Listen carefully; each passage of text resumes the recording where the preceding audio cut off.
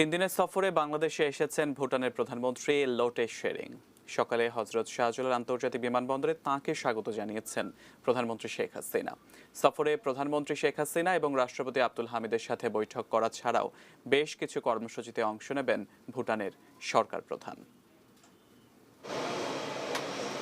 শুক্রবার সকালে ভুটানের প্রধানমন্ত্রী লোটে শেরিংকে বহনকারী বিশেষ বিমানটি যখন হজরত শাহজালাল আন্তর্জাতিক বিমানবন্দরে পৌঁছে, চারিদিকে তখন মুষলধারে বৃষ্টি। লোটে শেরিংকে অভ্যর্থনা জানাতে বিমানবন্দরে তখন উপস্থিত প্রধানমন্ত্রী শেখ হাসিনা। বৃষ্টির কারণে বিমান থেকে গাড়িতে করে ভিভিআইপি টার্মিনালে নিয়ে আসা হয় ভুটানের প্রধানমন্ত্রী ও তার স্ত্রীকে। সেখানে তাদেরকে স্বাগত জানান শেখ হাসিনা। গত ৩০শে ডিসেম্বর নির্বাচনের মধ্য দিয়ে আওয়ামী লীগ টানা তৃতীয় মেয়াদে সরকার গঠনের পর এটি কোনো বিদেশি সরকার প্রধানের প্রথম বাংলাদেশ সফর। প্রধানমন্ত্রী শেখ হাসিনার আমন্ত্রণে ৩ দিনের সফরে সস্ত্রীক বাংলাদেশে আসা ভুটানের প্রধানমন্ত্রীর এ দেশের সঙ্গে দীর্ঘদিনের সম্পর্ক।